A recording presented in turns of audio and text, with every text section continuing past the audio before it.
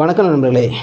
இன்றைய தினம் நமது மாண்புமிகு சென்னை உயர்நீதிமன்றமானது கடந்த 28/3/2024 வழங்கப்பட்ட தீர்ப்பை பற்றி தான் பார்க்க போகின்றோம். இந்த தீர்ப்பானது பாகப்பிரிவினை மற்றும் தனித்த சுயாதீனம் கோரி இந்த வழக்கை தாக்கல் செய்திருக்கிறார்கள். ஆனால் இந்த வழக்கு சற்று வித்தியாசமானதாக இருக்கிறது. ஏன் என்று பார்த்தோம் என்றால், இந்த வழக்கை தாக்கல் செய்த வாதியானவர் தன்னுடைய தாயாரான ஜெயலக்ஷ்மி என்பவருக்கு எதிராக தாக்கல் செய்கிறார்.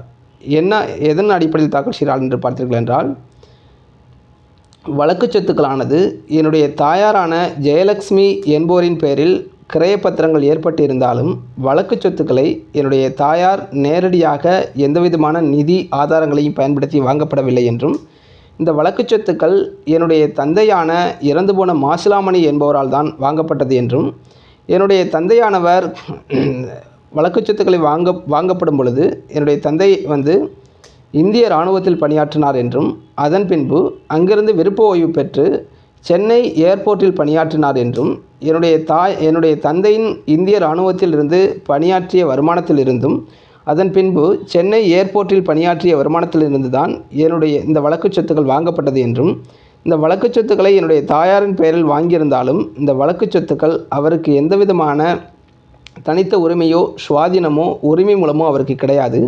அதனால் என்னுடைய தந்தையான மாசிலாமணி என்பவருக்கும் என்னுடைய தாயாரான ஜெயலக்ஷ்மி என்பவருக்குமான வாரிசுகளாக இந்த வாதியான ஜமுனா ராணி என்பவரும் இருந்துள்ளார். அவருடைய சகோதரர்களும் இருந்துள்ளார்கள். அதனால் இந்த வழக்கு சொத்தில் 4/1 பாக வீதம் இந்த வாதிக்கு கிடைக்க செய்யக்கோரி இந்த வழக்கை தாக்கல் செய்துள்ளார். அவர் கூடுதலாக இந்த வழக்கில் ஒரு விடயத்தை சொல்லியிருக்கிறார். என்னவென்று பார்த்தோம் என்றால், இந்த வழக்கு சொத்துக்களை பொறுத்தளவு என்னுடைய தாயாரான ஜெயலக்ஷ்மி என்பவரின் பெயரில் இருந்திருந்தாலும் அந்த சொத்துக்களை பொறுத்தளவு என்னவாக கருதப்பட வேண்டும் என்றால், நீதிமன்றம் அந்த சொத்துக்களை பொறுத்தளவு பினாமிதாரராக தான் என்னுடைய தாயாரை கருதப்பட வேண்டும். அதனால் வழக்கு சொத்துக்களுக்கு எந்த விதமான தனித்த உரிமையோ எந்தவிதமான தனிப்பட்ட அனுபவமோ தனித்த உரிமை மூலமோ என்னுடைய தாயாருக்கு கிடையாது. அதனால் எனக்கு பாகப்பிரிவினை வழங்கி தனித்த சுயாதீனம் வழங்கச் சொல்லி இந்த வழக்கை நீதிமன்றத்தில் தாக்கல் செய்துள்ளார். கீழமை நீதிமன்றத்தில் தாக்கல் செய்துள்ளார். நாம் அதற்கு முன்பாக பல்வேறு வழக்குகளில் பாகப்பிரிவினை வழக்குகளை பற்றி நாம் பார்த்திருக்கின்றோம். அவ்வாறு பல்வேறு வழக்குகளில் பாகப்பிரிவினை வழக்குகளை பற்றி பார்த்திருந்தாலும் இந்த வழக்கில் நேரடியாக பாகப்பிரிவினை மற்றும் தனித்த சுயாதீனம் மற்றும் கோரப்படவில்லை. மேலும் கூடுதலாக அவர்கள் என்ன ஒரு கட்சியை செய்கிறார்கள் என்றால், இந்த வழக்கு சொத்தில் என்னுடைய தாயாரின் பெயரில் இருந்திருந்தாலும் இந்த வழக்கு சொத்தானது அது பினாமிதாரராக மட்டுமே ஏற்றுக்கொள்ளப்பட வேண்டும். என்னுடைய தாயாரை அவர் நேரடியாக இந்த சொத்துக்களை வாங்கவில்லை அப்படின்னு சொல்கிறார். அவ்வாறு சொல்லப்படும் பொழுது அப்போ நாம் பினாமிதாரர் என்றால் அதற்கு முன்பாக நாம் அந்த பினாமிதாரர் என்பது எந்த சட்டத்தில் சொல்லப்பட்டுள்ளது, எதன் அடிப்படையில் சொல்லப்பட்டுள்ளது, எதன் அடிப்படையில் இவரை பினாமிதாரர் என்று இந்த வழக்கில் வாதி கட்சி செய்து வருகிறார் அப்படிங்கிற விவரத்தை நான் பார்க்கப்பட வேண்டும். அப்பொழுது பினாமிதாரர் அப்படின்னு பார்த்தீங்கன்னா இந்த வழக்கில் நம்ம என்ன சொல்கிறோம்னா, பினாமிதாரர் என்று சொல்லப்படும் பொழுது தி பினாமி டிரான்சாக்ஷன் ப்ராஹிபிஷன் ஆக்ட் 1988 அப்படின்னு சொல்லி ஒரு சட்டம் கொண்டு வரப்படுது. என்ன சொல்கிறாங்கன்னு பார்த்தீங்கன்னா, தி பினாமி டிரான்சாக்ஷன் ப்ராஹிபிஷன் ஆக்ட் அப்படின்னு சொல்லக்கூடிய 1988 ஒரு சட்டம் கொண்டு வரப்படுகிறார்கள். இந்த சட்டத்தை 2016 ஆண்டு இதனை திருத்தம் செய்கிறார்கள். திருத்தம் செய்து ஏற்கனவே இந்த சட்டத்தில் வெறும் 9 பிரிவுகள் மட்டுமே இருந்ததனை அந்த திருத்தத்தின் அடிப்படையில் 2016 ஆண்டு திருத்தத்தின் அடிப்படையில் 72 சட்ட திருத்தங்கள் 72 பிரிவுகள் அதிலிருந்து சேர்க்கப்படுகிறது. இதுதான் இந்த சட்டத்தினுடைய முதல் அடிப்படையாகும். அதற்கு பின்பு இந்த பினாமி டிரான்சாக்ஷன் அப்படின்னு என்னென்னு பார்த்தீங்கன்னா, இந்த பினாமி டிரான்சாக்ஷன் என்பது ஒரு சொத்தை பொறுத்தளவு ஒருவர் நேரடியாக கிரயம் பெறாமல் மற்றொரு நபரினுடைய பெயரில் கிரயம் பெற்றிருந்தால் அந்த சொத்துக்களை பொறுத்தளவு அவரை பினாமிதாரராகத்தான் கருதப்பட வேண்டும் அப்படின்னு சொல்கிறாங்க. என்ன சொல்கிறாங்கன்னு பார்த்தீங்கன்னா, நிறைய நாம் இன்றைக்கு பார்க்கப்படும் பொழுது அரசியல்வாதிகள் தங்களுடைய சொத்துக்களை அவருடைய பெயர்களில் வாங்கப்படாமல் அதனை அவர்கள் வீட்டில் பணியாற்றக்கூடிய நபர்களையோ அல்லது உறவுக்காரர்களுடைய பெயர்களையோ ஏதாவது ஒரு பெயர்களில் அவர்கள் சொத்துக்களை வாங்கப்படும் பொழுது அந்த சொத்தில் பெயரளவில் மட்டுமே அந்த சொத்துக்கள் கிரய பத்திரத்தில் காணப்பட்ட நபருடைய பெயர் மட்டுமே இருக்கும். ஆனால் வழக்கு சொத்துக்களை பொறுத்தளவு யார் அனுபவம் செய்து கொண்டிருப்பார்கள் என்று பார்த்தீர்களானால் அந்த யார் மறைமுகமாக அந்த சொத்துக்களை வாங்கினாரோ அவர்தான் அந்த சொத்துக்களை அனுபவம் செய்து கொண்டிருப்பார். அதற்காகத்தான், அவற்றையெல்லாம் தடுப்பதற்காகத்தான் இந்த பினாமி ப்ராகிபிஷன் டிரான்சாக்ஷன் ஆக்ட் அப்படின்னு சொல்லி 1988 கொண்டு வரப்பட்டு 2016ஆம் ஆண்டு திருத்தம் செய்யப்பட்டு 2016ஆம் ஆண்டில் 72 சட்டப்பிரிவுகளை அதில் வந்து மேற்கொண்டு கூடுதலாக சேர்த்துள்ளார்கள். இதுதான் இது வந்து முதல் அடிப்படையான விஷயமாகும். அப்போ இந்த பினாமி டிரான்சாக்ஷன் இந்த ப்ராகிபிஷன் ஆக்டில் என்ன சொல்கிறாங்கன்னு பார்த்தீங்கன்னா, செக்ஷன் 2 என்ன பண்ணுதுன்னு பார்த்தீங்கன்னா, ப்ராப்பர்ட்டி அப்படின்னா என்னென்னு சொல்லுது, ப்ராப்பர்ட்டின்னா என்னென்னு சொல்லுது, அந்த சொத்துக்கள் என்றால் என்னென்னு சொல்லுது. சொத்துக்களை பொறுத்தளவு அசையும் சொத்தாக இருக்கலாம், அசையா சொத்துக்களாக இருக்கலாம், அல்லது வேறு எந்த வகையில் கிடைக்கப்பட்ட ஒரு சொத்துக்களாக இருந்தாலும் அதை வந்து ப்ராப்பர்ட்டி அப்படின்னு சொல்லி செக்ஷன் 2 சொல்லுது. அதுக்கப்புறம் செக்ஷன் 2(8) என்ன சொல்லுதுன்னு பார்த்தீங்கன்னா, ஒரு பினாமி ப்ராப்பர்ட்டி என்றால் என்ன என்பதை பற்றி வரையறுக்கின்றது. செக்ஷன் 2(8) என்ன சொல்லுதுன்னு பார்த்தீங்கன்னா, பினாமி ப்ராப்பர்ட்டி என்றால் என்ன என்பதனை வந்து இந்த செக்ஷன் 2(8) வந்து வரையறை செய்கின்றது. அதற்கு பிறகு செக்ஷன் 2(9) என்ன சொல்லுதுன்னு பார்த்தீங்கன்னா, பினாமி டிரான்சாக்ஷன் என்றால் என்பது பற்றி வரையறை செய்கிறது. இப்போ பினாமி டிரான்சாக்ஷன் அப்படின்னு பார்த்தீங்கன்னா, ஒரு மறுபயன் யாரிடமிருந்து வருகின்றதோ, அப்போ மறுபயன் என்றால் என்ன அப்படின்னு பார்த்தீங்கன்னா, ஒரு சொத்தை ஒரு நபரிடமிருந்து மற்றொருவர் வாங்கப்படும் பொழுது அதற்கு மறுபயனாக என்ன பயன்படுத்தப்படுகின்றதுனா, பணம் பயன்படுத்தப்படுகின்றது. அந்த மறுபயனான அந்த கன்சிடரேஷன் என்று சொல்லக்கூடிய அந்த மறுபயன் என்பது வந்து யாரிடமிருந்து பெறப்படுகின்றது என்பதனை பொறுத்து தான் இந்த பினாமி டிரான்சாக்ஷன் என்றால் அப்படிங்கிறத பற்றி செக்ஷன் 2(9) சொல்லுது. அப்போ என்ன சொல்கிறாங்கன்னு பார்த்தீங்கன்னா, ஒரு பினாமி டிரான்சாக்ஷனை பொறுத்தளவு அந்த பணம் வந்து கிரயம் பெறக்கூடிய நபர் நேரடியாக கிரயம் கொடுப்பவரிடம் கொடுக்கின்றாரா, அல்லது நேரடியாக கொடுக்கப்படாமல் கிரயம் பெறக்கூடிய நபர் பெயரை மட்டும் குறிப்பிட்டு மற்றொரு நபர் அந்த சொத்தை அந்த மூன்றாம் நபர் பெயரில் வாங்கப்படுகின்றதா அப்படிங்கிறத பற்றி சொல்லப்படக்கூடியது தான் இந்த பினாமி டிரான்சாக்ஷன் அப்படின்னு சொல்கிறாங்க. இது செக்ஷன் 2(A) சொல்கிறாங்க. அப்போது ஒரு சொத்தினை நேரடியாக ஒருவர் அவருடைய பெயரில் வாங்கப்படாமல் மற்றொரு நபரின் பெயரில் வாங்கி அந்த சொத்தை யார் பணம் கொடுத்தாரோ அவரே நேரடியாக அனுபவம் செய்து கொள்வது, அவருக்கு அனைத்து உரிமைகளையும் அவரே வைத்துக்கொள்வது தான் இந்த பினாமி டிரான்சாக்ஷன் அப்படின்னு சொல்லப்படுறாங்க. இதை பொறுத்தளவு செக்ஷன் 2(9) சொல்கிறாங்க. அப்போ இதில் ஒரு எக்ஸப்ஷன் என்ன சொல்கிறாங்கன்னு பார்த்தீங்கன்னா, இந்த ஜாயின்ட் ஃபேமிலி அப்படின்னு சொல்லக்கூடிய கூட்டு குடும்பத்தில் வந்து குடும்ப கர்த்தா அப்படின்னு யாருன்னு பார்த்தீங்கன்னா, அந்த குடும்பத்தினுடைய தந்தை வந்து அந்த குடும்பத்தினுடைய நலனுக்காக தங்களுடைய மற்ற குடும்ப உறுப்பினர்களின் பெயரில் வாங்கப்பட்டிருந்தால் அந்த சொத்தை பொறுத்தளவு இந்த பினாமி டிரான்சாக்ஷன் ஆக்டுக்குள்ளே வராது அப்படின்னு அதையும் சொல்கிறாங்க. அதையும் இந்த செக்ஷன் 2(A) வந்து மிக தெளிவாக சொல்கிறார்கள். அதுக்கப்புறம் செக்ஷன் 2(12) என்ன சொல்கிறாங்கன்னா, பினாமி ஓனர் அப்படின்னா யாருன்னு பார்த்தீங்கன்னா, யார் ரியல் ஓனர், சொத்தை வந்து கிரயம் பெற்றவர் ரியல் ஓனரா, அல்லது அந்த கிரயம் பெற்றவருக்காக பணத்தை யார் கொடுத்தாரோ அவர் ரியல் ஓனரா அப்படிங்கிறத பொறுத்தளவு தான் இதில் வந்து பினாமி பெனிஃபிஷியல் ஓனர், அதனுடைய பயனை அடையக்கூடிய நபர் யார் அப்படின்னு பார்க்கப்படுறாங்களா, அவங்கள தான் வந்து ரியல் ஓனர்னு சொல்கிறாங்க. அப்போ சொத்தை யாருடைய பெயரில் ஆவணத்தின் அடிப்படையில் ஒருவருடைய பெயரில் இருந்தாலும் அந்த ஆவணத்தின் அடிப்படையில் உள்ள சொத்தை ஒருவர் வாங்கப்படும் பொழுது அந்த ஆவணத்தில் அடிப்படையில் குறிப்பிடப்பட்டுள்ள வந்து பணத்தினை வந்து வேறொரு நபர் கொடுத்து அவருடைய பெயரில் அந்த சொத்தை வாங்கியிருந்தால் அந்த நபரை பெனிஃபிஷியல் ஓனர்னு சொல்கிறாங்க. அதை பொறுத்தளவு செக்ஷன் 2(12) வந்து இந்த சட்டத்தில் சொல்லப்படுகிறது. அடுத்து என்ன சொல்கிறாங்கன்னா, செக்ஷன் 3. இந்த செக்ஷன் 3 என்ன சொல்லுதுன்னா, எந்த ஒரு நபரும் பினாமி டிரான்சாக்ஷன் செய்யக்கூடாது, அவ்வாறு செய்தால் 3 ஆண்டு சிறை தண்டனை அப்படின்னு சொல்கிறாங்க. அப்போ செக்ஷன் 3 என்ன சொல்கிறாங்கன்னு பார்த்தீங்கன்னா, எந்த ஒரு நபரும் இந்த பினாமி டிரான்சாக்ஷன் அடிப்படையில் வந்து ஒரு சொத்தை வாங்கக்கூடாது, அவற்றை வந்து மற்றவருக்கு விற்பனை செய்யக்கூடாது. இவ்வாறு ஏதாவது இருந்திருந்தால் அவர்களுக்கு 3 ஆண்டு சிறை தண்டனை வரை கொடுக்கப்படலாம் அப்படின்னு சொல்லி செக்ஷன் 3 சொல்கிறாங்க. செக்ஷன் 4 என்ன சொல்கிறாங்கன்னா, பினாமி சொத்தை மாற்றம் செய்தால் அதனை மீட்பதற்கு வழக்கு தொடுக்க முடியாது அப்படின்னு சொல்கிறாங்க. அப்போ இதுதான் வந்து இந்த பினாமி டிரான்சாக்ஷன் ஆக்ட் 1988 வந்து குறிப்பிடப்பட்டுள்ள முக்கிய கூற்றுக்களாகும். அதற்கு பின்வரும் நிறைய பிரிவுகள் இருக்கிறது. அது பொறுத்தளவு நாம் வந்து இந்த தீர்ப்பை பொறுத்தளவு ஒட்டி வரப்படவில்லை. அப்போ நாம் இது எதற்காக சொல்கிறேன் என்றால், இந்த தீர்ப்பினை நாம் அடிப்படையாக தெளிவாக புரிந்து கொள்ளப்பட வேண்டும் என்றால் இந்த பினாமி டிரான்சாக்ஷன் ப்ராகிபிஷன் ஆக்ட் 1988 என்னன்னு முதல்ல தெரிந்து கொள்ள வேண்டும் அப்படிங்கிறதுக்காக தான் இதை நான் முன்கூட்டியே உங்களுக்கு சொல்கின்றேன். அப்போ இந்த வழக்கில் அதற்கு பின்பு இந்த வழக்கிற்கு நாம் வரப்படும் பொழுது இந்த வழக்கினுடைய வாதி என்ன பண்ணுறாருன்னு பார்த்தீங்கன்னா, 1ஆம் பிரதிவாதியான தன்னுடைய தாயாருக்கு எதிராக ஜெயலக்ஷ்மி என்பவருக்கு எதிராக பாகப்பிரிவினை மற்றும் தனித்த சுவாதீனம் கோரி வழக்கை தாக்கல் செய்கிறார். தன்னுடைய தாயாருக்கு எதிராகவும் தன்னுடைய சகோதரர்களுக்கு எதிராகவும் இந்த வழக்கை தாக்கல் செய்கிறார். இந்த வழக்கை தாக்கல் செய்யப்படும் பொழுது வழக்கினுடைய சுருக்கமாக என்ன சொல்கிறான்னு பார்த்தீங்கன்னா, வழக்கு சொத்துக்கள் முழுவதுமே என்னுடைய தந்தையான மாசிலாமணி என்பவரால் வந்து வாங்கப்பட்ட சொத்துக்களாகும். ஆனால் என்னுடைய தந்தை என்னுடைய தாயாரான ஜெயலட்சுமி என்பவருடைய பெயரில் மட்டுமே வாங்கினார்.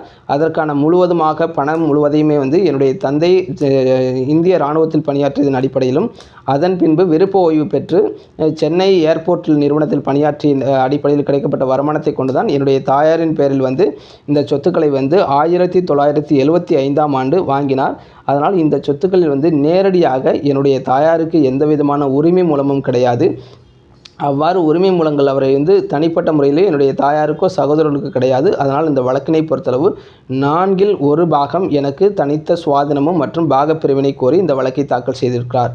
அவ்வாறு என்னுடைய தாயாரின் பெயரில் அந்த சொத்துக்கள் இருக்கப்பட்டிருந்தாலும் அந்த சொத்துக்களை வந்து பினாமிதாரராக மட்டுமே என்னுடைய தாயாரை தாங்கள் வந்து கருதப்பட வேண்டும் அப்படின்னு சொல்லி இந்த பினாமி டிரான்சாக்ஷன் ப்ராகிபிஷன் ஆக்ட் 1988 வந்து சொல்லப்பட்ட சட்டப்பிரிவுகள் 3 மற்றும் 4ஐயும் அவர்கள் குறிப்பிட்டு இந்த வழக்கை தாக்கல் செய்துள்ளார்கள். இவ்வாறு இந்த வழக்கை தாக்கல் செய்ததற்கு பின்பு இந்த வழக்கில் வந்து எதிர் வழக்குரையை தாக்கல் செய்த 1ஆம் பிரதிவாதியான ஜெயலட்சுமி என்ன சொல்கிறாங்கன்னு பார்த்தீங்கன்னா, வழக்கு சொத்துக்களை பொறுத்தளவு தன்னுடைய பெயரில் ஜெயலட்சுமி என்பவருடைய பெயரிலே வந்து அனைத்து ஆவணங்களும் உள்ளதாகவும் கிரயப்பத்திரங்கள் முழுவதுமே வந்து இது 1ஆம் பிரதிவாதியான ஜெயலட்சுமி என்பவருடைய பெயரில் உள்ளது என்றும் 1ஆம் பிரதிவாதியான ஜெயலட்சுமி ஆகிய நான் என்ன செய்திருக்கேன்னு பார்த்தீங்கன்னா, இந்த வழக்கு சொத்துக்களை கடந்த 1975ஆம் ஆண்டு என்னுடைய சகோதரரான மாசிலாமணி என்னுடைய சகோதரரான கேசவமூர்த்தி என்பவரிடமிருந்தும் மற்றும் மற்றொரு நண்பரிடமும் வந்து என்ன பண்ணுறாங்கன்னு பார்த்தீங்கன்னா, ரூபாய் 2500 அப்படின்னு சொல்லிக்கிற அடிப்படையில் மொத்தம் 5000 ரூபாயை வந்து கடனாக பெற்று அந்த கடனாக பெற்ற பணத்தையும் கொண்டு மேற்கொண்டு தான் கூலி வேலை செய்து அந்த கூலி வேலை செய்த பணத்தையும் கொண்டு இந்த வழக்கு சொத்துக்களை கடந்த 5/3/1975ஆம் ஆண்டு நான் இந்த வழக்கு சொத்துக்களை வாங்கினேன். என்னுடைய சகோதரர் எனக்கு கடன் கொடுத்தார். மேற்கொண்டு என்னுடைய சகோதரருடைய நண்பரான கேசவமூர்த்தி என்பவரிடமிருந்து அடைமானம் பெற்று அந்த அடைமானத்தின் அடிப்படையில் ரூபாய் 2500 கடனாக பெற்று மொத்தம் 5000 ரூபாயை 5/3/1975ஆம் ஆண்டு இந்த வழக்கு சொத்துக்களை வந்து நான் கிரயம் பெற்று வாங்கினேன். அதற்கு பின்பு என்ன செய்துன்னு பார்த்தீங்கன்னா, இந்த வழக்கு சொத்துக்களுக்கு கட்டப்பட்டுள்ள கூரை வீடுகளை நான் வந்து இடித்துவிட்டு அவற்றை வந்து தார்சு வீடுகளாக 11 வீடுகளாக கட்டுவதற்காக அந்த வழக்கு சொத்துடைய ஆவணங்களை வந்து திருப்பட்டூர் அப்படிங்கிற ஊரில் உள்ள கோஆப்ரேட்டிவ் சொசைட்டியில் வந்து அடைமானம் வைத்து அந்த அடைமானத்தின் மூலமாக கிடைக்கப்பட்ட பணத்தை கொண்டு தான் இந்த வழக்கு சொத்துக்களில் நான் வீடுகளை கட்டினேன். அதனால் இந்த வழக்கு சொத்துக்களை பொறுத்தளவு என்னுடைய கணவரான மாசிலாமணி என்பவர்களுடைய எந்த விதமான தனிப்பட்ட நிதியையோ எந்த விதமான தனிப்பட்ட வருமானத்தையோ நான் இந்த வழக்கு சொத்துக்களை வாங்குவதற்கு நான் பயன்படுத்தப்படவில்லை. அதனால் இந்த வழக்கு சொத்துக்களானது என்னுடைய தனித்த சுவாதீனம் கொண்டது, இது தனித்த உரிமை மூலம் கொண்டது. இந்த வழக்கு சொத்துக்களில் எந்த விதமான பாக உரிமையும் வந்து கேட்பதற்கு வந்து 1ஆம் வாதியான என்னுடைய மகளுக்கு எந்த விதமான உரிமையும் கிடையாது அப்படின்னு சொல்லி இதனை வந்து மறுக்கின்றார்கள். அப்போ இருதரப்பு வழக்கு விசாரணைக்கு பின்பு கீழமை நீதிமன்றம் என்ன செய்கிறாங்கன்னு பார்த்தீங்கன்னா, 2 தரப்புகளை விசாரித்துவிட்டு தன்னுடைய மகளுக்கு இந்த வழக்கை தாக்கல் செய்த வாதிக்கு வந்து 4ல் 1 பாகம் வந்து என்ன பண்ணுறாங்கன்னு சொல்லி 4ல் 1 பாகம் வந்து கொடுக்குறாங்க. 4ல் 1 பாகம் கொடுத்து பாக பிரிவினை மற்றும் தனித்த சுவாதீனம் வழங்கி ஒரு தீர்ப்பை உத்தரவிடுகிறார்கள். அந்த தீர்ப்பினால் பாதிக்கப்பட்ட இந்த 1ஆம் பிரதிவாதியான ஜெயலட்சுமி என்பவர் தான் இந்த வழக்கை மேல்முறையீட்டு நீதிமன்றத்தில் தாக்கல் செய்கிறார். அப்போ இந்த மேல்முறையீட்டு நீதிமன்றத்தில் இந்த 1ஆம் பிரதிவாதியான ஜெயலட்சுமி வந்து என்ன கட்சி செய்கிறார்னு பார்த்தீங்கன்னா, கீழமை நீதிமன்றமானது வழக்கு சொத்தானது 1ஆம் பிரதிவாதியான ஜெயலட்சுமியின் பெயரில் உள்ள பொழுது அனைத்து ஆவணங்களுமே வந்து ஜெயலட்சுமியினுடைய பெயரில் ஈர்க்கப்படும் பொழுது இந்த வழக்கில் வரக்கூடிய வருமானங்களை பொறுத்தளவு எவ்வாறு கிடைக்கப்பட்டது, இந்த சொத்துக்களை நாங்கள் எவ்வாறு வாங்கப்பட்டோம், இதற்கான நிதி ஆதாரங்கள் என்ன என்பதனை முழுவதுமே வந்து கீழமை நீதிமன்றத்தில் மிக தெள்ளத் தெளிவாக எடுத்துரைத்தும் அதற்கு உரிய ஆவணங்களை வந்து கீழமை நீதிமன்றத்தில் நான் தாக்கல் செய்தும் மேலும் வாதியானவர் தன்னுடைய தந்தையான இந்த வாதியானவர் இறந்து போன மாசிலாமணி என்பவருடைய எந்த விதமான வருமானங்களையும் வந்து நிரூபணம் செய்யாமல் இருக்கப்படும் பொழுது இந்த கீழமை நீதிமன்றம் தவறு செய்து வாதிக்கு ஆதரவாக தீர்ப்பு சொல்வது வந்து மிகப்பெரிய தவறு அப்படின்னு சொல்லி இந்த வழக்கை வந்து மேல்முறையீட்டு நீதிமன்றத்தில் ஒரு கட்சியை செய்கிறார்கள். மேலும் கூடுதலாக என்ன சொல்கிறாருன்னு பார்த்தீங்கன்னா, இந்த வழக்கு சொத்துக்களை பொறுத்தளவு பினாமி பரிவர்த்தனை தடை சட்டம் 1988 பிரிவு 3 கிளாஸ் 1 அடிப்படையில் அனுமானத்தை எடுத்துக்கொண்டு மட்டும்தான் இதனை தீர்ப்பை சொல்லியிருக்கிறார்கள். அதனால் ஒரு அனுமானத்தின் அடிப்படையில் வந்து தீர்ப்பை வந்து சொல்வதற்கு எந்த விதமான முகாந்திரமும் இந்த வழக்கில் கிடையாது அப்படின்னு சொல்லி இந்த வழக்கை வந்து மேல்முறையீட்டு நீதிமன்றத்தில் கட்சி செய்கிறார்கள். அப்போ பினாமி டிரான்சாக்ஷன் ஆக்ட் 1988 இந்த benami prohibition transaction act 1988 section 3 clause 1 என்ன சொல்லுதுன்னு பார்த்தீங்கன்னா, ஏற்கனவே நாம் சொல்லியிருக்கின்றேன். எதை பற்றி அடிப்படையாக சொல்கிறார்கள் என்று பார்த்தீர்கள் என்றால், செக்ஷன் 3 படி எந்த ஒரு நபரும் பினாமி டிரான்சாக்ஷன் செய்யக்கூடாது. அவ்வாறு செய்தால் அவர்களுக்கு 3 ஆண்டு வரை சிறை தண்டனை உண்டு அப்படின்னு சொல்கிறாங்க. அப்போ இந்த வழக்கினுடைய குடும்ப கர்த்தாவான மாசிலாமணி என்பவருடைய வருமானத்தின் அடிப்படையில் தான் கிடைக்கப்பட்ட வருமானத்தின் அடிப்படையில் தான் வழக்கு சொத்துக்கள் வந்து 1ஆம் பிரதிவாதியான ஜெயலட்சுமி என்பவருடைய பெயரில் வாங்கப்பட்டிருந்ததால், ஜெயலட்சுமியினுடைய பெயரில் உள்ள சொத்துக்களை பொறுத்தளவு பினாமி டிரான்சாக்ஷன் ஆக்ட் 1988 பிரிவு 3 கிளாஸ் 1 வந்து இவர்களுக்கு பொருந்தும். அதனால் இந்த சொத்தை நீங்கள் பினாமிதாரராக மட்டும்தான் நீங்கள் கருதப்பட வேண்டும். பினாமிதாரர் என்று கருதப்பட்டு இந்த வழக்கு சொத்தில் வந்து பாக உரிமை கொடுப்பதற்கு வந்து நீதிமன்றத்திற்கு ஒரு அனுமானத்தை இவர்கள் ஏற்படுத்துகிறார்கள். இவர்கள் மிக தெள்ள தெளிவாக அந்த வழக்கில் வந்து ப்ரூஃப் பண்ணலை அப்படிங்கிற ஒரு விஷயத்தை இவர்கள் வந்து சொல்கிறார்கள். அப்போ 3 கிளாஸ் 1 அடிப்படையில் இந்த வழக்கு சொத்துக்களை பொறுத்தளவு பொருந்தாது அப்படின்னு சொல்லப்படும் பொழுது, அப்போ இந்த மேல்முறையீட்டு நீதிமன்றம் என்ன பார்க்கிறார்கள் பார்த்தீங்கன்னா, 5/3/1975 ஆண்டு கிரயப்பத்திரமானது 1ஆம் பிரதிவாதியான ஜெயலட்சுமியின் பெயரில் உள்ளது அப்படிங்கிறது ஒரு விஷயத்தை பார்க்குறாங்க. ரெண்டாவது, எக்ஸிபிட் B3 அண்டு B10 ஆன அடைமான பத்திரமானது ஜெயலட்சுமி ஆனவர் திருப்பட்டூர் கோஆபரேட்டிவ் வங்கியில் அடைமானம் வைத்து வீடு கட்டுவதற்கான பிளான் அப்ரூவலும் வந்து இந்த 1ஆம் பிரதிவாதியான ஜெயலட்சுமியின் பெயரில் உள்ளது அப்படிங்கிறதையும் அவர்கள் வந்து பரிசீலனை செய்கிறார்கள். மேற்படி ஆவணங்களை மேல்முறையீட்டு நீதிமன்றம் பார்வையிட்ட பொழுது கிரயப்பத்திரம் ஏற்பட்டது 1975 ஆண்டு. வாதியான ஜமுனா ராணி என்பவர் பிறந்ததும் 1975 ஆண்டு. அப்போ இந்த வழக்கு சொத்துக்களை கிரயம் பெற்றது வந்து ஜெயலட்சுமியுடைய பெயரில் கிரயம் பெற்ற பொழுது வந்து 1975 ஆண்டு இருக்கப்படும் பொழுது, இந்த வாதியான ஜெயலட்சுமி என்பவரும் அதே ஆண்டு பிறந்துள்ளார். அவ்வாறு இருக்கப்படும் பொழுது இந்த வழக்கு சொத்துக்களை ஜெயலட்சுமி எவ்வாறு பணத்தை ஈட்டி வாங்கினார் என்றோ, அல்லது ஜெயலட்சுமி மாசிலாமணியினுடைய வருமானத்திலிருந்து கிடைக்கப்பெற்றுதான் இந்த வழக்கை வந்து அவருடைய கணவர் மாசிலாமணி என்பவருடைய வருமானத்திலிருந்து தான் கிடைக்கப்பெற்று இந்த வழக்கு சொத்துக்களை வாங்கினார் என்பதனை பொறுத்தளவு இந்த 1ஆம் வாதியான ஜெயலட்சுமிக்கு தெரிவதற்கு வாய்ப்பில்லை. ஏன் என்றால் இந்த வழக்கு சொத்துக்கள் வந்து கிரயம் பெற்ற ஆண்டும் 1975 ஆண்டு. இந்த வாதியான ஜெயலட்சுமி என்பதும் பிறந்தவரும் 1975 ஆண்டு. அப்போ இந்த வழக்கு சொத்துக்களை கிரயம் பெறப்படும் பொழுது இந்த வாதியானவர் கை குழந்தையாக மட்டுமே இருப்பதற்கு வாய்ப்புள்ளது அப்படிங்கிற ஒரு அனுமானத்தை வந்து எடுக்கின்றார்கள்.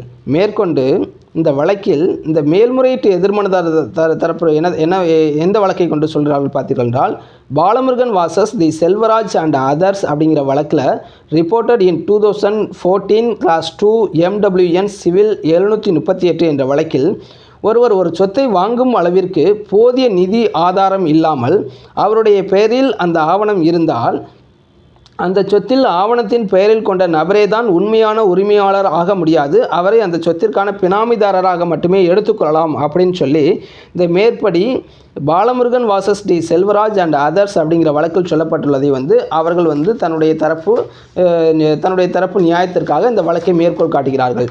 மேலும் கூடுதலாக அவர்கள் என்ன சொல்கிறார்கள் பார்த்தீங்கன்னா, 1ஆம் பிரதிவாதியான ஜெயலட்சுமி என்பவரை மகளான வாதி தரப்பில் குறுக்கு விசாரணை செய்த பொழுது 1ஆம் பிரதிவாதியான சகோதரரான முருகனை திருமணம் செய்து கொள்வது சம்பந்தமாக பிரச்சனை ஏற்பட்ட பின்னர் தான் இந்த வழக்கு நீதிமன்றத்திற்கு வந்தது அப்படின்னு சொல்கிறாங்க. என்ன சொல்கிறாங்கன்னா, 1ஆம் பிரதிவாதியான ஜெயலட்சுமி என்பவர் அவருடைய சகோதரர் முருகன் என்பவரை பொறுத்தளவு என்ன சொல்கிறாங்கன்னா, இந்த இருவருக்கும் இடையே திருமணம் சம்பந்தமாக பேச்சு நடைபெற்ற பொழுது தான் இந்த வழக்கானது என்ன பார்த்தீங்கன்னா, இருவருக்கும் ஏற்பட்ட பிரச்சனையில் தான் இந்த வழக்கு வந்து நீதிமன்றம் வரை வந்தது அப்படின்னு வந்து நீதிமன்றத்தில் வழக்கு தொடுப்பதற்கு மிக முக்கிய காரணமாக இருந்திருக்கிறது அப்படிங்கிற ஒரு விஷயத்தை வந்து அவருடைய குறுக்கு விசாரணையில் ஒத்துக்கொள்ளப்படுகிறது. இரண்டாவதாக, மேல்முறையீட்டு எதிர்மனுதாரர் தரப்பில் வள்ளியம்மாள் வாசஸ் சுப்பிரமணியன் மற்றும் பலர் அப்படிங்கிற 2005 1 லா வீக்லி 75 என்ற வழக்கில் உச்சநீதிமன்ற டிவிஷன் பெஞ்சானது கணவரின் சம்பாத்தியத்தில் மனைவியின் பெயரில் சொத்துக்கள் வாங்கப்பட்டால் அதனை பினாமிதாரர் தான் எடுத்துக்கொள்ளப்பட வேண்டும் என சொல்லப்பட்ட வழக்கையும், மேலும் Baskaran vs Bank of India and others 2004 2 Law Weekly 123 என்ற வழக்கில் சொல்லப்பட்டுள்ள இதே கருத்தை இரண்டு கருத்துக்களையும் இவர்கள் என்ன பண்ணுறாங்கன்னு பார்த்தீங்கன்னா, இந்த மேல்முறையீட்டு எதிர்மனதாரர் தரப்புகள் ஒரு மேற்கோள் காட்டுகிறார்கள். அப்போ என்ன சொல்கிறாங்கன்னு பார்த்தீங்கன்னா, ஒரு கணவரினுடைய பெயரில் கணவரினுடைய வருமானத்திலிருந்து மனைவியின் பெயரில் ஒரு சொத்துக்கள் வாங்கப்பட்டிருந்தால் கூட அந்த சொத்துக்களை பொறுத்தளவு என்ன எடுத்துக்கலாம்னு சொன்னால் அது ஒரு பினாமி டிரான்சாக்ஷனாக கூட எடுத்துக்கொள்ளலாம் அப்படின்னு சொல்லி உச்சநீதிமன்றம் இந்த Baskaran vs Bank of India and others 2004 2 Law Weekly 123 என்ற வழக்கில் சுட்டிக்காட்டப்பட்டுள்ளதிலையும், வள்ளியம்மாள் vs சுப்பிரமணியன் மற்றும் பலர் 2005 லா வீக்லி 75 என்ற வழக்கில் சுட்டிக்காட்டப்பட்டுள்ளதையும் இவர்கள் மேற்கோள் காட்டி அவர்களுக்கு ஆதரவாக இந்த தீர்ப்புகளை மாண்புமிகு நீதிமன்றத்தில் சமர்ப்பிக்கிறார்கள். அப்போ இதற்கு பின்பு நீதிமன்றம் என்ன ஒரு அனுமானத்தை எடுக்கிறார்கள் பார்த்தீர்கள் என்றால், ஒரு சொத்தானது பினாமி டிரான்சாக்ஷன் என்பதை எதன் அடிப்படையில் தீர்மானிக்கப்பட வேண்டும் அப்படிங்கிறதுக்காக ஒரு அட்டவணையை அவர்கள் குறிப்பிட்டு சொல்கிறார்கள். என்ன சொல்கிறாருன்னு பார்த்தீங்கன்னா, பணம் ஒரு சொத்தை வாங்குவதற்கு எப்படி வந்தது அப்படிங்கிறது முதலில் தீர்மானிக்கப்பட வேண்டும். ஒரு சொத்தை வாங்குவதற்கு பணம் என்பது எவ்வாறு கிடைக்கப்பட்டது அப்படிங்கிறத முதலில் தீர்மானிக்கப்பட வேண்டும். இரண்டாவதாக, சொத்தினை வாங்கிய பிறகு அந்த உடைமை எவ்வாறு அனுபவம் செய்யப்பட்டது, அது கூட்டுடைமையில் இருந்ததா அல்லது தனித்த உடைமையில் இருந்ததா அப்படிங்கிறதையும் நீதிமன்றங்கள் கவனத்தில் எடுத்துக்கொள்ளப்பட வேண்டும் அப்படின்னு ஒரு 2வது பாயிண்ட்டை சொல்கிறாங்க. 3வது பாயிண்டாக பினாமிதாரர்களுக்கான உறவு முறை என்ன அப்படின்னு நீங்கள் முதல் பார்க்கப்பட வேண்டும் அப்படின்னு ஒரு 3வது பாயிண்டில் சொல்கிறாங்க. 4வது பாயிண்டாக விற்பனைக்கு பிறகு அந்த ஆவணம், அந்த ஒரிஜினல் ஆவணம் யாரிடம் உள்ளது அப்படிங்கிற ஒன்றையும் பார்க்கப்பட வேண்டும் என்று சொல்கிறார்கள். 5வதாக விற்பனைக்கு பிறகு அந்த சொத்தை பாதுகாத்து பராமரித்து செய்பவர்களுடைய நடத்தைகளை பற்றி நீங்கள் ஆய்வு செய்யப்பட வேண்டும் என்று ஒரு 5 காரணங்களை அவர்கள் சொல்கிறார்கள். 5 காரணங்களை நாம் நீதிமன்றம் முதல் கருத்தில் எடுத்துக்கொள்ளப்பட வேண்டும் அப்படின்னு சொல்கிறாங்க. அப்போ மேற்கொண்டு பினாமி டிரான்சாக்ஷன் ஆக்ட் செக்ஷன் 4 ஆனது பினாமிதாரர்கள் பினாமி சொத்துக்களை பினாமி சொத்துக்களை மீட்டெடுப்பதற்கு தடை உள்ளது. அதனால் அதன் அடிப்படையில் இந்த வழக்கில் மேல்முறையீட்டு மனுதாரர் பெயரில் உள்ள சொத்துக்களை பினாமி சொத்துக்களாகத்தான் நீதிமன்றம் கருதப்பட வேண்டும். அதன் அடிப்படையில் தான் கீழமை நீதிமன்றம் தீர்ப்பளித்தது. அதனால் கீழமை நீதிமன்றத்தினுடைய தீர்ப்பையே இந்த மேல்முறையீட்டு நீதிமன்றமும் உறுதி செய்யப்பட வேண்டும் அப்படின்னு சொல்லி இந்த மேற்படி வழக்குகளை மேற்கோள் காட்டி அந்த மேல்முறையீட்டு எதிர்மனுதாரர் தரப்பில் ஆஜராகிய வழக்கறிஞர் தன்னுடைய மேல்முறையீட்டு எதிர்மனுதாரர் தரப்புக்காக வாதாடுகின்றார். அப்போ நீதிமன்றம் இரு தரப்பு வாதங்களை கேட்ட பின்பு இந்த வழக்கில் எவ்வாறு டிசைட் பண்ணுறாங்கன்னு பார்த்தீங்கன்னா, சொத்தானது யாருடைய பெயரில் வைத்திருக்கப்படுகிறதோ அந்த நபருக்கு எதிராகவோ அல்லது பினாமிதாரர் அந்த சொத்தினை மீட்பதற்காக எந்தவிதமான நடவடிக்கையோ உண்மையான உரிமையாளருக்கு எதிராக எடுக்கப்பட முடியாது என்று பினாமி டிரான்சாக்ஷன் ஆக்ட் 1988 சொல்லப்பட்டிருந்தாலும், ஒரு இந்து கூட்டு குடும்பத்தின் நலன் கருதி அந்த சொத்து தனிநபரின் பெயரில் இருந்தால் அந்த சொத்து கூட்டுரிமையாளர்களின் நலனுக்கானது தான் என்று வாதிடப்பட்டிருந்தாலும், இந்த வழக்கை பொறுத்தளவு என்ன சொல்கிறாங்கன்னு பார்த்தீங்கன்னா, இந்த வழக்கினை பொறுத்தளவு என்ன பார்க்குறாங்கன்னு பார்த்தீங்கன்னா, இருதரப்பு விசாரணை மற்றும் இருதரப்பு ஆவணங்களை ஆய்வுக்கு உட்படுத்தி இருதரப்பு ஆவணங்களை பரிசீலனை செய்த மாண்புமிகு உயர்நீதிமன்றம் என்ன சொல்கிறாங்கன்னு பார்த்தீங்கன்னா, இந்த வழக்கில் கீழமை நீதிமன்றம் ஒரு அனுமானத்தின் அடிப்படையில் தான் தீர்ப்பை சொல்லியிருக்கிறார்கள். இங்கே என்ன பார்க்கிறார்கள் பார்த்தீர்கள்னா, 1975 ஆண்டு தான் வாதி பிறந்துள்ளார். அதே 1975 ஆண்டு தான் வழக்கு சொத்துக்களும் இந்த 1ஆம் பிரதிவாதியான ஜெயலட்சுமி என்பவரின் பேரில் வாங்கப்பட்டிருக்கும் பொழுது அந்த வழக்கு சொத்துக்களை வாங்குவதற்கான வருமானமான அந்த மறுபயனான பணம் என்பது யாரிடமிருந்து கிடைக்கப்பட்டது என்பதனை இந்த வாதியானவர் தெரிந்திருப்பதற்கு வாய்ப்பில்லை அப்படின்னு ஒரு காரணத்தை சொல்கிறார்கள். மேற்கொண்டு என்ன சொல்கிறார்கள் பார்த்தீங்கன்னா, இந்த வழக்கில் பிரதிவாதி தரப்பில் தாக்கல் செய்யப்பட்ட கிரய ஆவண தேதியும் 5/3/1975. ஆனால் வாதியானவர் வழக்கை தாக்கல் செய்து 25/7/2011 ஆண்டு. அப்போ சொத்து வாங்கப்பட்டு 37 வருடத்திற்கு பின்னர் காலதாமதமாக குறித்து இந்த சொத்தானது பினாமிதாரர் சொத்து அப்படிங்கிற ஒரு கட்சியையும் ஒரு நிலைப்பாட்டையும் எவ்வாறு 37 வருடத்திற்கு பின்பு நீங்கள் எடுத்தீர்கள், அதற்கான சரியான விளக்கத்தை நீங்கள் கீழமை நீதிமன்றத்தில் அளிக்கப்படவில்லை அப்படிங்கிற ஒரு விஷயத்தை எடுத்துக்கிறாங்க. இரண்டாவதாக, மேற்படி வழக்கில் வாதி 1ஆம் பிரதிவாதியானவர் தந்தையின் பினாமிதாரர் ஆவார். அதன் அடிப்படையில் பினாமி டிரான்சாக்ஷன் ஆக்ட் 4 படி சொத்தானது 1ஆம் பிரதிவாதிக்கு உரிமை கோர முடியாது என்ற நிலைப்பாட்டை தாங்கள் சொல்லப்படும் பொழுது, அந்த சொத்தினை 1ஆம் பிரதிவாதியின் பெயரில் வாங்கப்படும் பொழுது 1ஆம் பிரதிவாதிக்கு எந்தவிதமான விபரமும் அறிய வாய்ப்பில்லை. அவர் ஒரு பிறந்த குழந்தையாகவே அவர் இருந்துள்ளார் அப்படின்னு சொல்கிறாங்க. அப்போ நீங்கள் இந்த சொத்தானது மாசிலாமணி என்பவருடைய தனிப்பட்ட வருமானத்திலிருந்து கிடைக்கப்பட்டதன் அடிப்படையில் தான் இந்த வழக்கினுடைய 1ஆம் பிரதிவாதியான ஜெயலட்சுமி என்பவருடைய பெயரில் வாங்கப்பட்டிருந்தாலும் அதற்கான நிதி ஆதாரங்களை பொறுத்தளவு தெரிந்து கொள்வதற்கும் அறிந்து கொள்வதற்கும் நீங்கள் அந்த காலகட்டத்தில் நீங்கள் விவரம் அறியாத ஒரு குழந்தையாக இருக்கப்படும் பொழுது அதை நீங்கள் ஒரு அனுமானத்தின் அடிப்படையில் நீங்கள் சொல்ல இயலாது அப்படின்னு ஒரு நிலைப்பாட்டை மாண்புமிகு உயர்நீதிமன்றம் எடுக்கின்றார்கள்.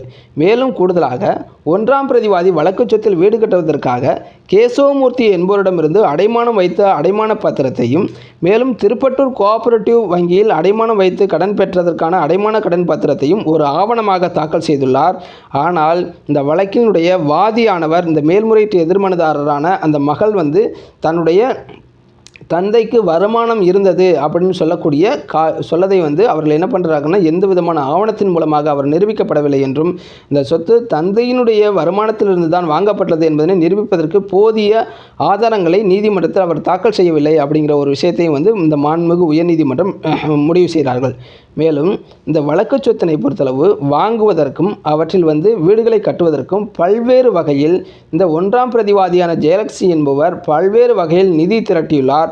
அதனால் அந்த நிதியில் இருந்து தான் அவர் வாங்கியுள்ளார். ஆனால் நீங்கள் மாசிலாமணி என்பவருடைய எந்தவிதமான நிதி உதவியும் இந்த வழக்கு சொத்துக்களை வாங்குவதற்கோ அல்லது அந்த வழக்கு சொத்துக்களில் கட்டுமான பணிகளை செய்வதற்கோ எந்தவிதமான நிதி உதவியும் செய்தார் என்பதற்கான எந்தவிதமான போதிய ஆதாரங்களையும் நீங்கள் கீழமை நீதிமன்றத்தில் நீங்கள் தாக்கல் செய்யப்படவில்லை அப்படிங்கிற ஒரு கட்சியினுடைய நிலைப்பாட்டை எடுக்கிறார்கள். மேலும் தந்தை இறந்த பின்னர் 15 ஆண்டுகள் கழித்து தான் நீங்கள் வழக்கு சொத்தில் பாகம் கேட்டு அந்த வழக்கு சொத்துக்களானது பினாமி சொத்து என்று நீங்கள் வாதிடுவது ஏற்றுக்கொள்ளத்தக்கதல்ல அப்படின்னு சொல்லி கீழமை நீதிமன்றம் பிறப்பித்த உத்தரவை ரத்து செய்து இந்த மேல்முறையீட்டு மனுவினை மாண்புமிகு உயர்நீதிமன்றம் அனுமதிக்கிறார்கள். அப்போ இந்த வழக்கிலிருந்து என்ன தெரிய வருகிறது பார்த்தீர்கள் என்றால், குறிப்பாக இந்த வழக்கில் வாதியான மகள் தன்னுடைய தாயாரின் பேரில் உள்ள சொத்துக்களை பாகம் கேட்டு வழக்கை தாக்கல் செய்யப்படும் பொழுது அவர் என்ன சொல்கிறார்னு பார்த்தீர்கள் என்றால், இந்த வழக்கு சொத்துக்களான அனைத்துமே என்னுடைய தந்தையான மாசிலாமணி என்பவருடைய வருமானத்திலிருந்து தான் வாங்கப்பட்டது. அதனால் இந்த சொத்து நேரடியாக மாசிலாமணிக்கு தான் பாத்தியப்பட்டது. அதனால் மாசிலாமணியினுடைய வாரிசாக மாசிலாமணி மற்றும் ஜெயலட்சுமி தம்பதியினரின் வாரிசாக நான் இருக்கப்படும் பொழுது என் உடன் பிறந்தவர்கள் மொத்தம் 4 நபர்களாக இருக்கப்படும் பொழுது 4இல் ஒரு பாக உரிமை எனக்கு பாக வீதம் உண்டு அப்படின்னு சொல்லி கட்சி எடுத்திருந்தாலும் அவர்கள் மேலும் கூடுதலாக ஒரு கட்சியை என்ன சொல்கிறாங்கன்னா, பினாமி டிரான்சாக்ஷன் ஆக்ட் 1988 அவர்கள் மேற்கோள் காட்டி அந்த சட்டத்தின் அடிப்படையில் இந்த சொத்தானது என்ன பார்த்தீங்கன்னா, என்னுடைய தாயாரின் பேரில் இருந்தாலும் அந்த சொத்தை ஒரு பினாமி சொத்தாக மட்டும்தான் நீதிமன்றம் எடுத்துக்கொள்ளப்பட வேண்டும். அதனை அவர் தனிப்பட்ட சொத்தாக எடுத்துக்கொள்ள முடியாது என்ற ஒரு கட்சியும் அவர் எடுக்கப்படும் பொழுது கூட அவரை மிக சரியாக அதனை நிறுவனம் செய்யப்படவில்லை. அந்த சொத்தினை வாங்குவதற்கான போதிய நிதி ஆதாரங்களை மாசிலாமணியில் இருந்து தான் கிடைக்கப்பட்டது என்பதற்கான எந்தவிதமான ஆதாரங்களையும் அவர் கீழமை நீதிமன்றத்தில் தாக்கல் செய்யப்பட காரணத்தினால் இந்த வழக்கினுடைய மேல்முறையீட்டு மனுவினை அனுமதித்து கீழமை நீதிமன்றம் ஏற்கனவே இந்த வாதியான மகளுக்கு பிறப்பித்த உத்தரவை தள்ளுபடி செய்து இந்த வழக்கில் தீர்ப்பு சொல்லியிருக்கிறார்கள். அதனால் ஒரு பாகப்பிரிவினை வழக்கில் நாம் எதன் அடிப்படையில் முதல் நாம் கட்சி எடுக்கப்பட வேண்டும் என்பது நாம் தெளிவாக நாம் எடுக்கப்பட வேண்டும். முதலில் ஒரு கட்சியையும் கூடுதலாக ஒரு கட்சியையும் நாம் எடுக்கப்படும் பொழுது இரண்டும் ரிலேட்டடாக இருக்கின்றதா, அந்த சட்டத்தில் சொல்லப்பட்ட விடயங்களுக்கு உட்பட்டு இருக்கின்றதா என்று நாம் இந்த வழக்கில் நாம் பல்வேறு வியூகங்களை நாம் அமைத்து தான் நாம் வழக்கையும் தாக்கல் செய்யப்பட வேண்டும். அதன் அடிப்படையில் தான் நம் வழக்கையும் வாதாடப்பட வேண்டும் அப்படின்னு சொல்லி இந்த வழக்கினுடைய தீர்ப்பு விவரங்களை நான் டிஸ்கிரிப்ஷன் பாக்ஸில் போட்டிருக்கேன். அதில் நேயர்கள் தெரிந்து கொள்ளுமாறு கேட்டுக்கொள்கிறேன். நன்றி, வணக்கம் நண்பர்களே.